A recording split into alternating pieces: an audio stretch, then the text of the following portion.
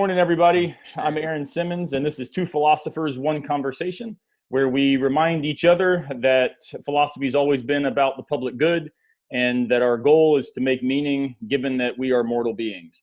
I'm joined today with someone that I'm really excited to talk to, and it's Aaron James, professor of philosophy at University of California, Irvine.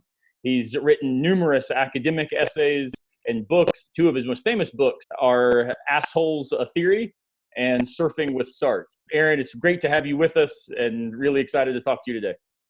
Thanks. Really fun to be with you. One of the things that I've found really compelling about your work, especially in Surfing with Sartre, is the way that you draw inspiration from your own daily life. How is it that you find this joy in living to be one of the, you might say, simple foundational principles for the way you approach ethical theory? I mean, I grew up surfing, and did it a lot in high school. I was an okay, decent student. I got good grades and stuff, but I had to deal with my dad so that he would let me out of school when the waves were good. I would just tell him okay, I'd explain here's the swell and the wind and tide and he was a surfer as a kid in Hawaii, so he understood.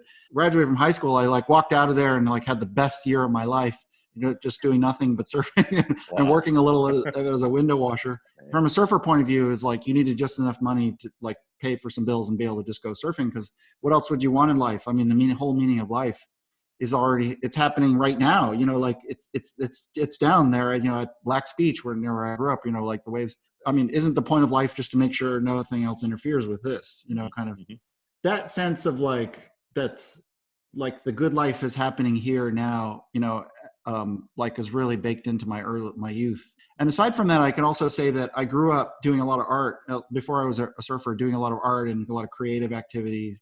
And I really discovered early on what I now call creative, flow and creative purpose and being really absorbed in art projects and creative projects. So between art and surfing, a lot of my sense of my upbringing was all about a skillful activity that's all about creative pursuit and has a lot to do with flow and being in the moment and presence and stuff like that. So then it was later when I went to college. I started gradually going to college. I started doing community college classes, just bunching them up on 2 days a week so they wouldn't interfere with my surfing. And I'd stack them I'd sort of archaeology at 8 a.m. and then the next hour would be, at physical anthropology, next hour would be astronomy, next hour, so it would absolutely minimize.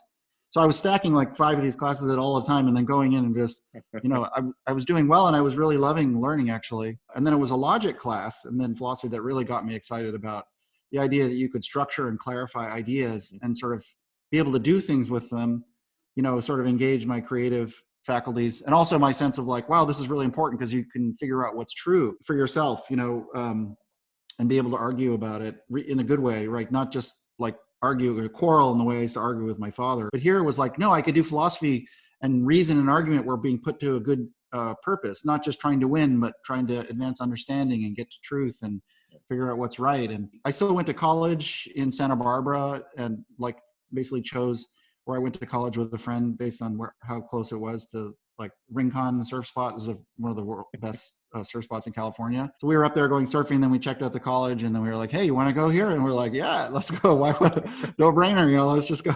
And then I spent the year after that still living in Santa Barbara. But then I had the idea that a grad school would be an awesome thing to do in philosophy. I'd gotten really excited about philosophy in my last 2 years of college and did a lot of philosophy classes and was super psyched on it. And, in college, you used to have a flexible schedule so I could still surf all the time. It wasn't until my senior year, I think, during a finals week where I was really studying intently and really enjoying and really focused, but the waves got really good. And I noticed that I wasn't going surfing just to work on my exams. And it was wait a minute here. What is going on?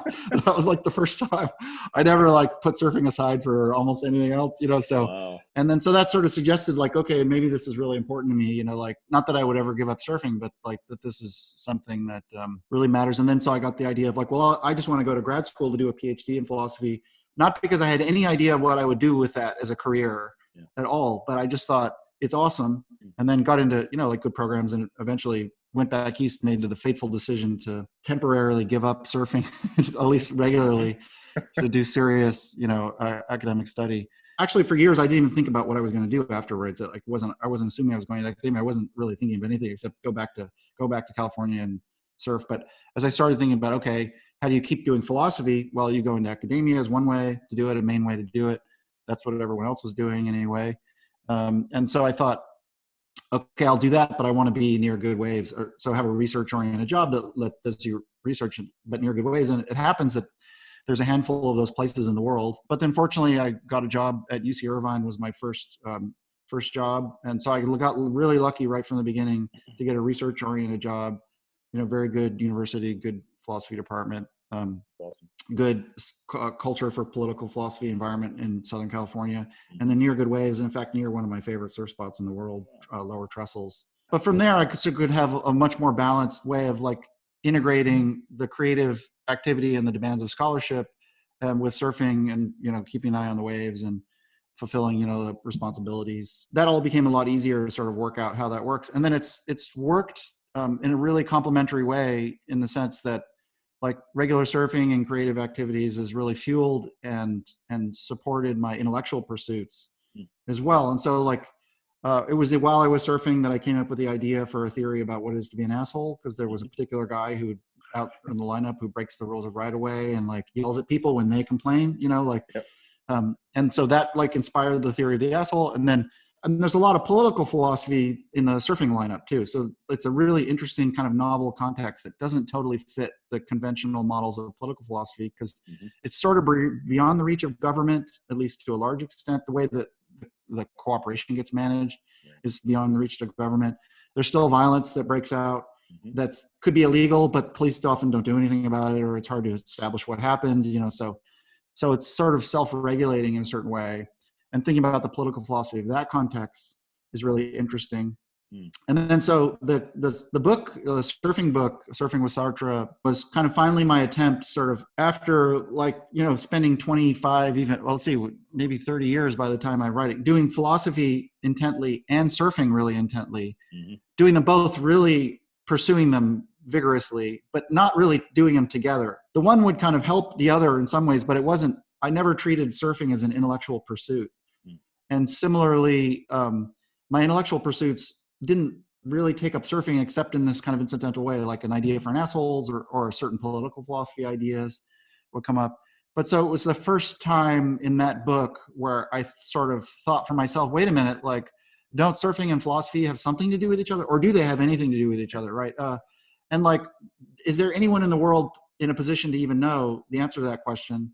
If I've spent like most of my life doing both things, then I really can't tell you. So I thought, well, I'll just have this book project where I figure out what the two things have to do with each other, if anything. And so the approach was to think, okay, take surfing as a kind of skillful activity where it's not just a knack, as Plato called it, but it's a kind of goal-directed activity that's highly skillful. It has aims and purposes in a sense of imbued in values, that shape the activity itself, right? So if we take that sort of surfer understanding, and then we think, well, what would be the best way to think about how a surfer or someone speaking from the point of view of those surfer values would then answer the various questions for the ages, about freedom or responsibility or flow or happiness or meaning in life and political philosophy, being sort of in a bottom-up way, right? Like which we were mentioning before, just thinking about what the surfer knows and knowing how to ride a wave, and the kind of values that come along with organizing your life around that activity.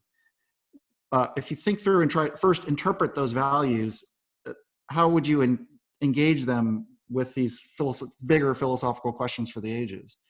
And now that was a little bit like obnoxious task in the sense of doing like all of the questions for the ages. Like it's like kind of pretentious, right, to think that the surfer understanding would be able to tell you so much. But I made the case that it did, and it seemed to me over and over again, wait a minute, when I think about freedom in arguing with Sartre about freedom, for example, no, wait a minute, there's like a surfer critique of Sartre on freedom or Sartre on being or whatever. And in fact, it's pretty close to what Merleau-Ponty was saying as well. So over and over again, like I felt like, no, this fits this. There's a certain view in the philosophical space that is either well-known or needs to be carved out that actually resonates with the surfer and surfing and surfer values in a better way. So the idea of the book was, well, I'm going to write an old style treatise of the kind you can't write anymore in academia. But I had this relationship with Doubleday and a really supportive editor who really liked ideas, editor Jerry Howard, who was really excited about it and loves ideas and could really appreciate like what was interesting about this kind of project. And so I was like, okay, do this thing that there's not really another venue for doing. The book itself was a novel kind of book you can't really write anymore. You know? Yeah.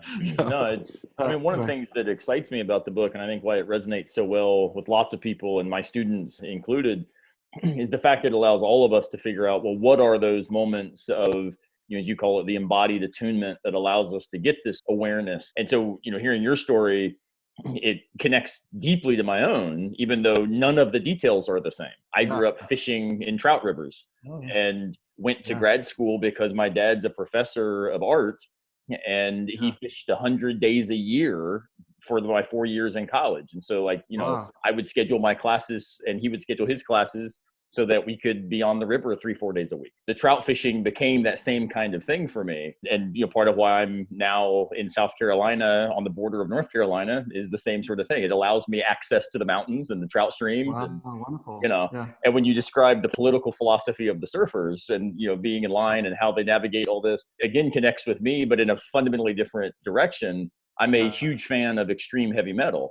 And so when you go to heavy metal shows and you see, pits develop and how they move together and people know the rules, but yet there's no explanation of them, it very rarely, only when the rules break down, do you have anyone on stage stop the concert and explain this isn't how we do things, right? Yeah, right. So the idea that when we most attach to our embodied existence and what gives us joy there, that this would allow us access to these great perennial questions of human existence and philosophy.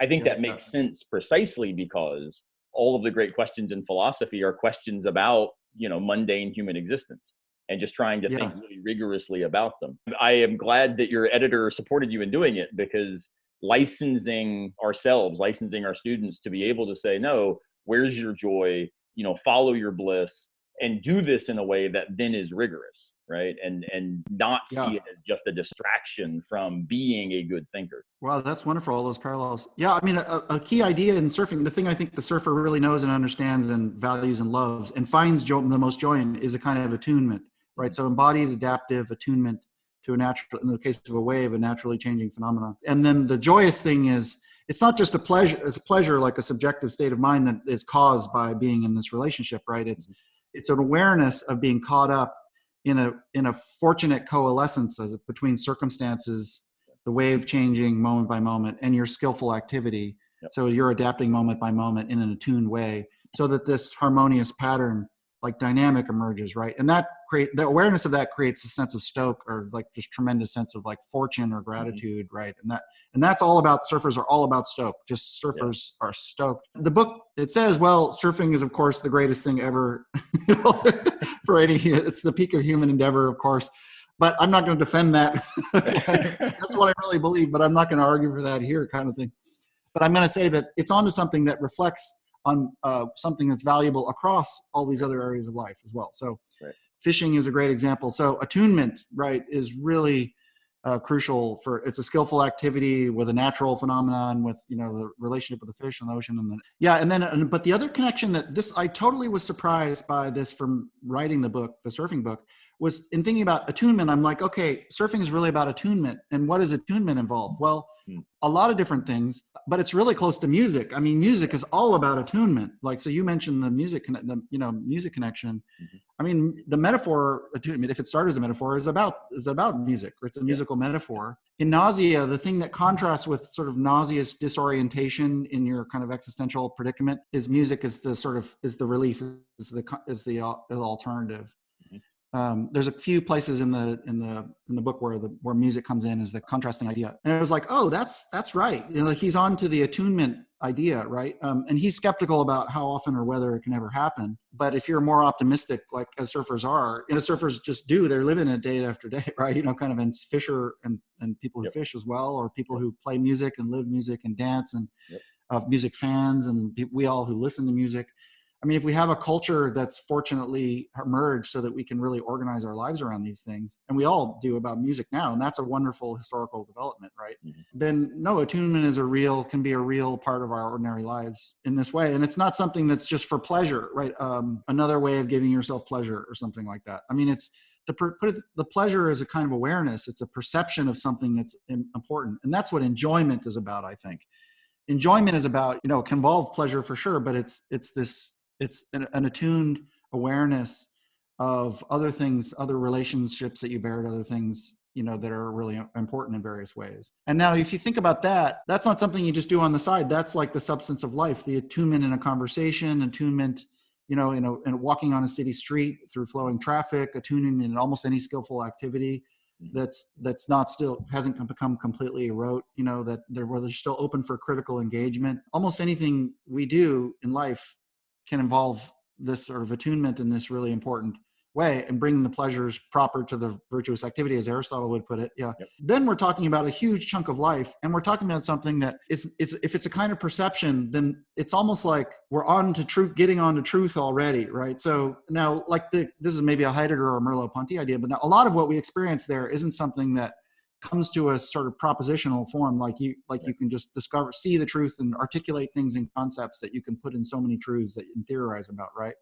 So a lot of our human experience is sort of non-propositional, maybe, now it can be made and you can explain it, you can articulate it or express it with concepts often, but sometimes by just fashioning new concepts or retooling old ones or figuring out what's valuable and then articulating that and then using that to articulate the concepts. But now, right, already, once you're there, we're talking about a certain model of what it is to do philosophy, kind of Aristotelian in a way, as, contrast to Plato, for example, who thinks the truths are already set. So you're already pretty close to a conception of life where philosophy is just an intellectual activity that tries to make things explicit, that tries to conceptualize things in our sort of ordinary life and activities, and then fashion intellectual questions and theories that are answer to those questions, and then as a vehicle for deeper understanding, right? And now, anything that's called philosophy might be said to be onto this in one way or another. But then if you're into the analytical methods, then there's a high premium on using clarity and logic and argument structure to first state the questions and compare the answers, and then look at reasons for and against, and sort of do that in a way that's sort of careful and systematic. And now this gets closer to a more academic preoccupation, and can become trivial, pedantic, and scholastic for sure. But it's not that far off from a sort of philosophical attitude towards life, right? Right. It's just doing it with a little bit more clarity and rigor, sort of the way a smart person about life would, right.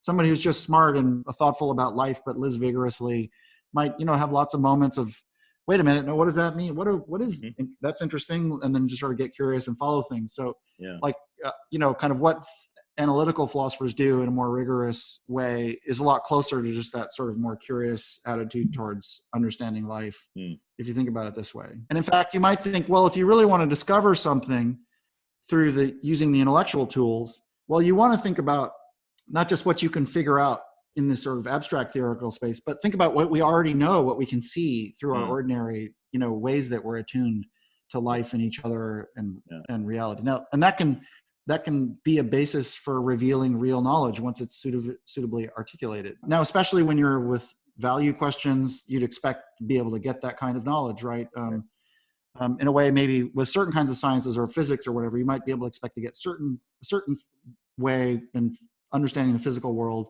But as we've seen with the development of modern physics, the sophisticated versions of it, once extrapolated out in the way you're supposed to do it, then it becomes pretty far away from our ordinary concepts, right? Yeah. So that's fine, that happens, but it doesn't always happen, right? In lots of cases, our ordinary experience and our attuned engagement in it with just skillful activity is the way in which we come to know about, say, our own values. How is it that you think this current situation is maybe inviting a heightened sense of these very ideas, this very intentional way of being rigorous about how we live and how we spend our time?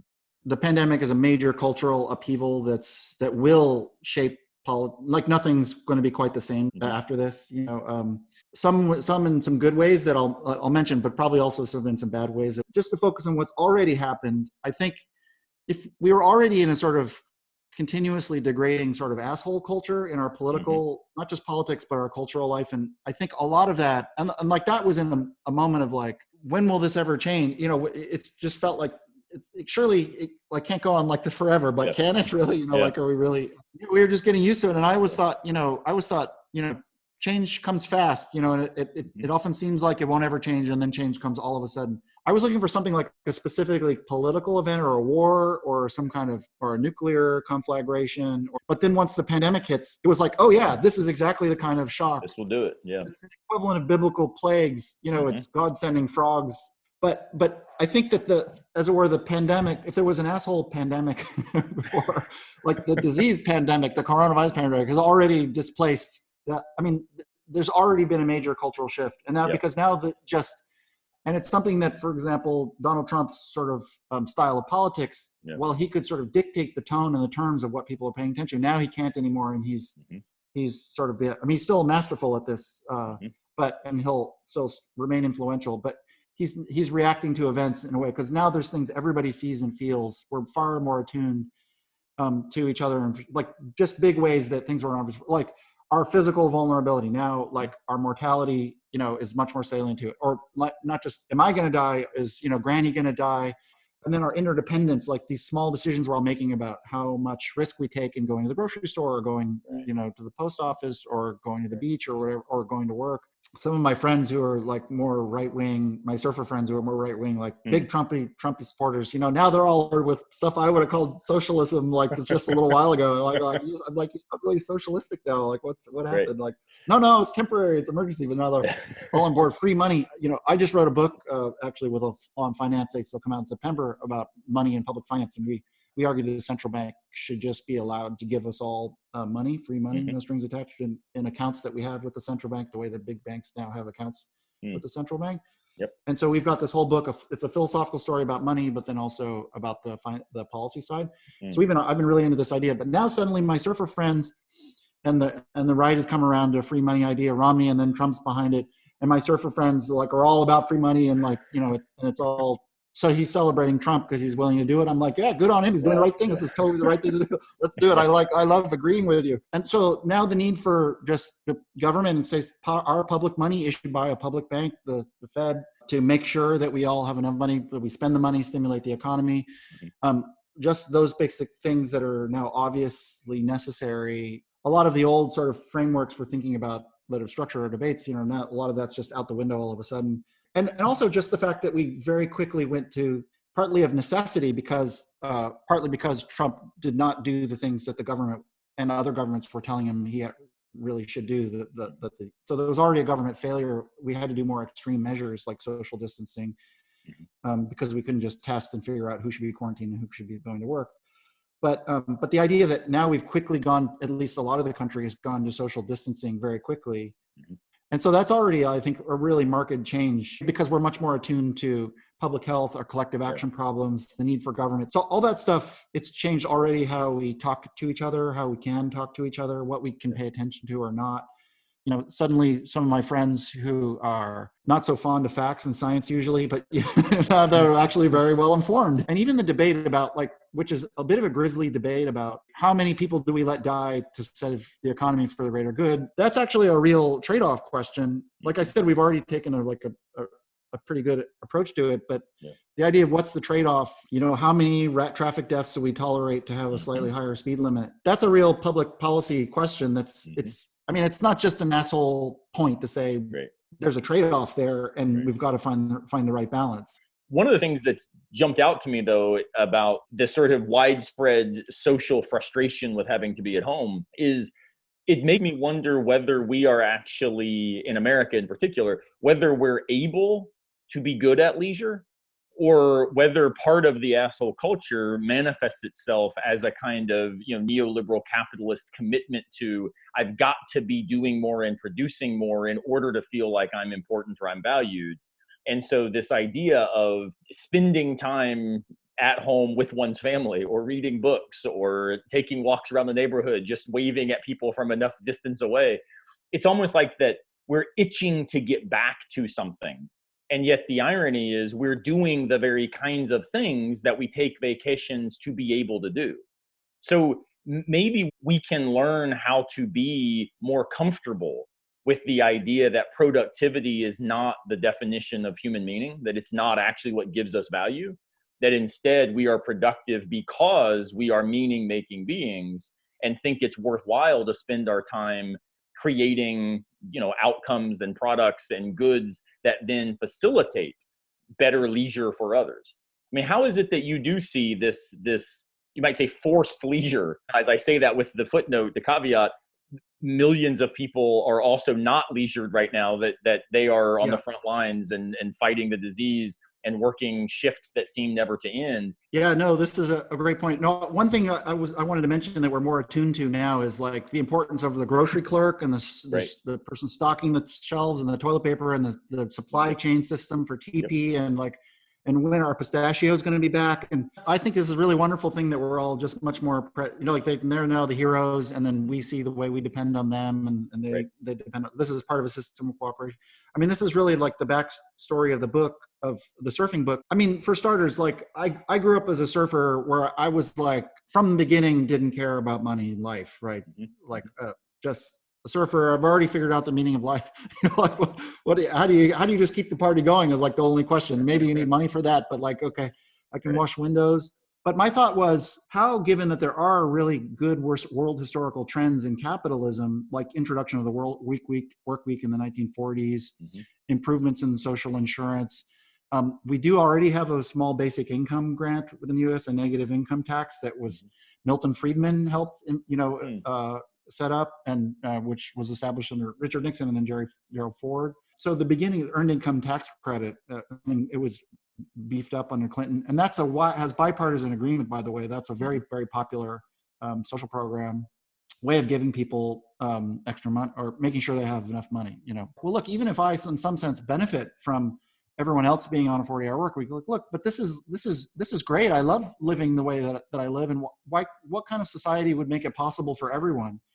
And the 40-hour work week was the beginning of that, right? I mean, before that, there was no promise on society that you'd have weekends off and that you'd have periodic vacations and you'd have 8 hours for sleep, 8 hours for work, and 8 hours for just whatever else you wanted to do. That was the big promise that the labor movement, banked on and got society to establish.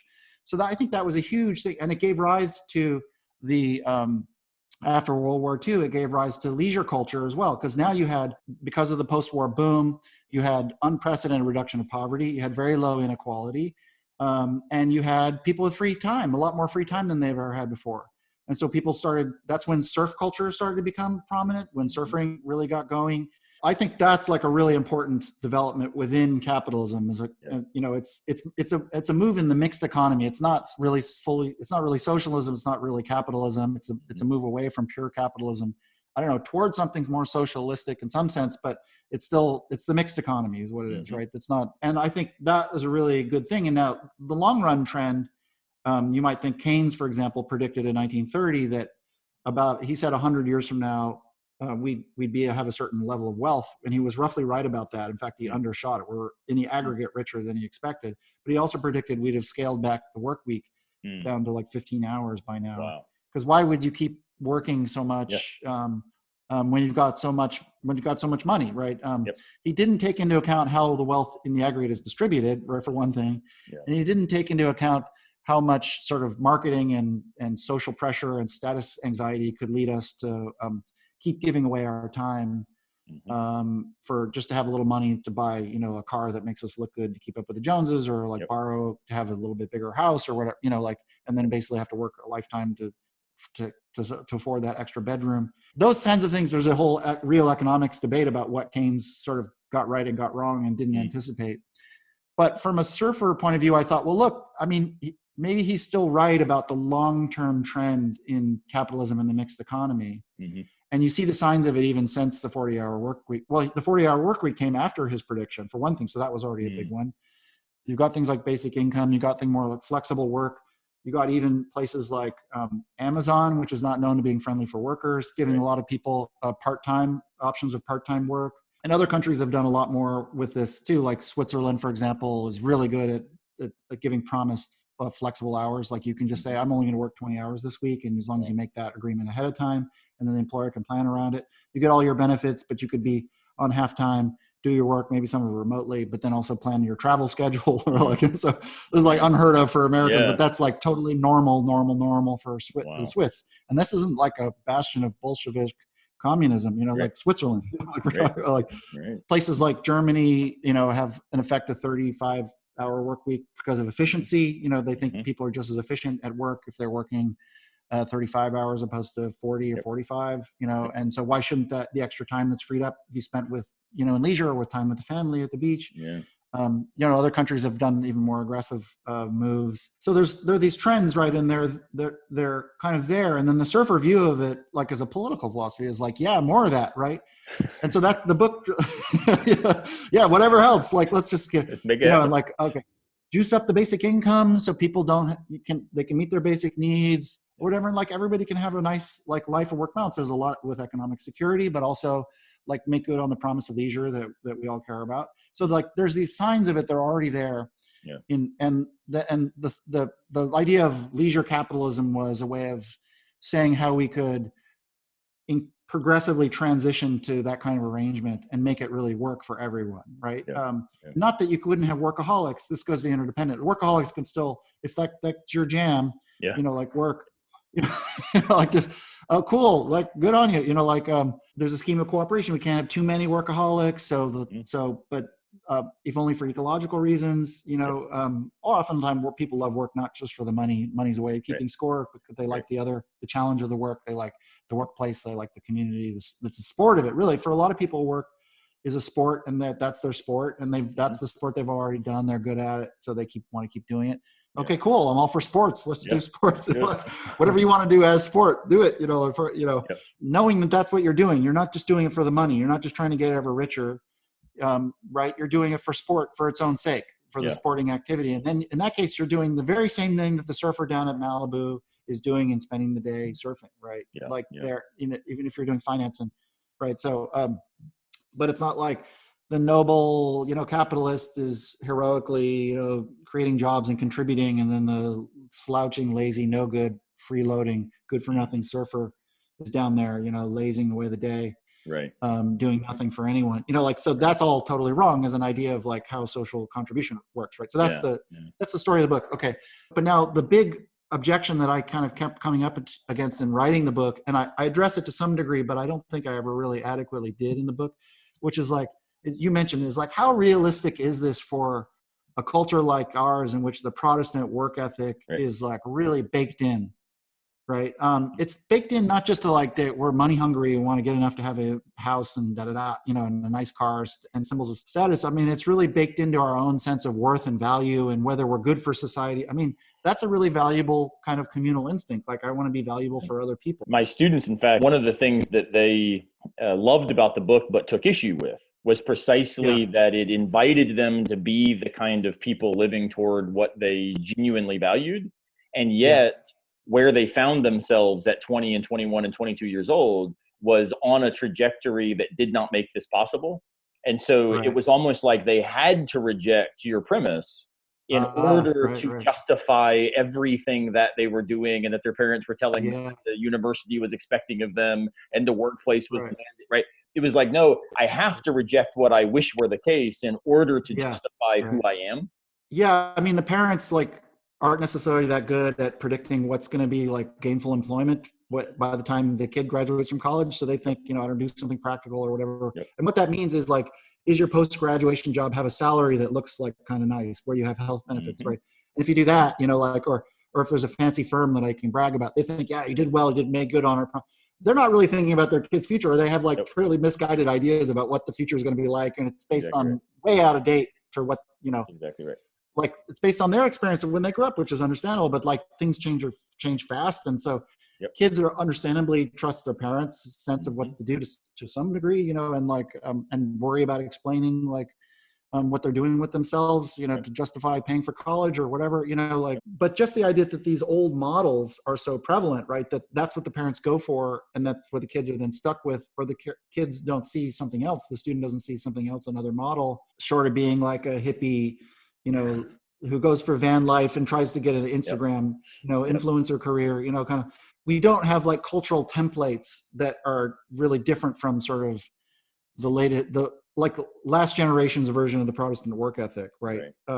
Which is still better than previous generations because it does incorporate retirement, for example. It does incorporate vacations and weekends, and it's like, but although that gets encroached upon by businesses that are like asking you to do more at home because you can do it remotely, email never leaving you alone. In writing the book, I felt like, wow, that's a mixed bag, because there are these sort of glimmers of hope, like the ones that I mentioned, but then the deeper cultural forces are really there and pretty entrenched, and like the Protestant work ethic goes pretty deep back into the American psyche, back to the self-sufficient yeoman farmer, who's the model of skillful goodness and rectitude, and who showered with God's blessings, and prosperity for being as virtuous and wealthy as he is. See, his wealth is a sign of his sanctification and okay. Now, even at that very time, that period of American history didn't actually last very long, and very quickly finance was reshaping farming in a really big way, because money making was overtaking the sort of independent, sweatier brow, like noble farming pursuit. And then gradually the farms got bought up and became industrialized. Like that period, like the old period didn't last that long, and it quickly got capitalized, because the other strand of American culture, which is just our love of money and getting ahead and hoping and slightly delusional ideas about how we're going to get ahead. Some people do, most of us don't, but as long as it's possible, we live the dream. That's a deep strand in American culture too, and that's kind of overtaken the earlier values. But like, so those are deep currents to fight against, and I was really aware of that in writing the book, right? So I thought, okay, well, look, we're doing world historical philosophy, so we're looking at long trends, and the way I think is, well, this is it's politically utopian, culturally utopian, like this year and maybe even the next 5 years.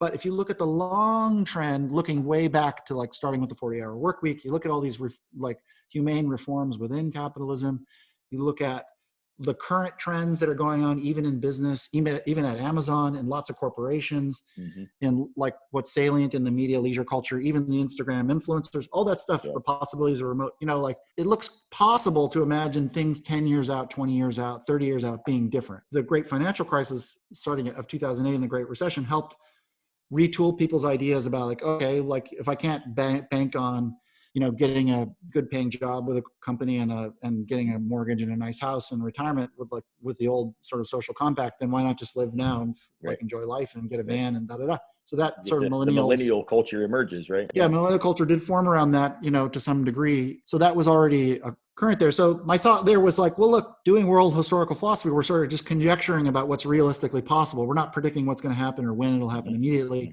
how quickly it'll happen. Is this really radical? How radical is this sort of, we can think like, oh, nice idea, but not likely to happen. When I wrote the book, I felt like that's a real serious objection. Like that's the one your students got onto, right? The vision that you've just sketched, and given these real practical senses of why this vision is not something that is just pie in the sky, but it's actually, you might say, the culminating outcome of a lot of very minute sorts of steps that seem already to have been taken. And articulating this is something worthy of our aspiration or worthy of our hope. Here's a world we can create, and it's because it's creatable. It's something that we already see steps in that direction. And I tell my students all the time, the same objection that they were raising sort of to the book you wrote, they raise to doing philosophy at all, which is, but I've got to get prepared for the real world. So, the number of double majors that say, oh, well, I'll major in philosophy, but I've got to also major in business to make my parents happy, or I've got to major in political science because it has science in the title. My parents will be happy. Those senses of being practical because the real world demands this. Part of what I try to get them to recognize is, there is no world that has not been made real by historical decisions by people just like us. And so this sense of fatalism about this is just the real world, this is what could we do, I then say, well, wow, I'm really glad that the game changers in history weren't thinking that way. It's really frustrating to me to sort of see this failure of imagination from our asshole culture, right? That we've basically said the only way you can survive is to become a bigger asshole than the person in front of you. And the only way that you can prove that you've been worthwhile, or that, you know, your college degree was worth it, or your activities were significant, is if you've got the better car and the better house and the better 401k. There's nothing, I think you say this in the book too, there's nothing wrong. If that's your jam, then go do it, right? If your sport is the big house, go get the big house. If that makes you happy, then, you know, it's not like that's something wrong with it. But when that becomes the cultural norm by which simply participating in human society requires that set of allegiances, that's where I think we almost, you know, lose our collective soul in the name of what we have presented as individual success. Yeah. I really appreciate what you do in offering, you know, just an invitation to say, look, we could think about this differently. There are other options. And that alone, to me, is one of the most practical things that philosophers can do, is remind people that the way the world is not the only way it could be. What's more American or even capitalistic than celebrating the free creative entrepreneur, you know, like, and that's just the student who's like seeing which way the wind is blowing and like how the culture is shifting and seeing the opportunities and then doing something interesting and cool and then finding out what like other people like and what works and like collaborating, you know, like that's just what it is. If that's what college is teaching you how to do, then it does that by giving you, you know, a set of skills and attitudes and understanding and knowledge so that you can go do something fresh. My own history, like the best preparation I ever got for a life of scholarly pursuits and writing was being an artist and a surfer. Yeah. Everything I learned, right, like that was really important, that made me succeed, be able to do academic work so that I could go to a good graduate program, so I could study with the best people in doing philosophy, so then I could then like work at a high level doing creative academic production, so that I could later write, you know, books for commercial presses and actually make money as a book capitalist. None of that I ever planned for at all. Yeah. But in some sense, you might say, is what I did was invested in certain skills, creative skills that looked like they had no cash value at all, like art and surfing. Like it's a model that's ideally for everybody. And like the idea of college would give everybody a chance to get the sort of skills so that you can have a more creative and in various ways fulfilling and free or kind of livelihood, or just the livelihood that you like find most interesting yourself. So, but how do you really make it work for everybody? This circles back to the thing that was really revelatory to me about the recent response to the pandemic. Now, all of a sudden, workplaces are like, okay, stay home, or making it possible to stay home. There's a lot of unemployment, then people have free time or getting unemployment checks temporarily. Okay, so now what happened immediately with everybody at home? Well, people are staying at home, and then they hit the beach. So whole families, they all hit the beach. Yeah. So now, like, look, all of a sudden, this experiment, like within days, this new leisure culture, leisure capitalism, this thing that I'm conjecturing is possible, like in the relatively near future, it happened within days. Like, and people are not pissed off about it. They're like, this is totally weird. Doing exactly the thing I said that people would love to be able to do if they had a little bit more time. Like suddenly they get the time, even with increased economic uncertainty, and also at home life, like for all the thought of like, no, couch potato bad, because at home, you know, workers are out there in the world doing real work, you know, at a company or something. Like that model is suddenly out the window, because now a lot more people are working from home part-time. And now people at home, they're with the family all the time because kids aren't even going to school. But then what are people doing at home? Well, they're doing a lot of creative, skillful things. So already it's like, wow, can this really be what work and leisure is like? This is leisure capital, right? So, and the idea that people would just take to it and like be able to adapt to it relatively quickly. So suddenly, like we've got a microcosm, like a sudden this national experiment, or, you know, certain regions more than others, where the thing that I was sort of just saying isn't so impossible. Yeah. It's happening right now. Now, here's another piece of this. I mentioned the book about money that I wrote. Okay, so a bigger piece of that was, look, how do you make this work from a finance? How do we pay for this? How do you finance the leisure revolution? How do you finance a new kind of capitalism?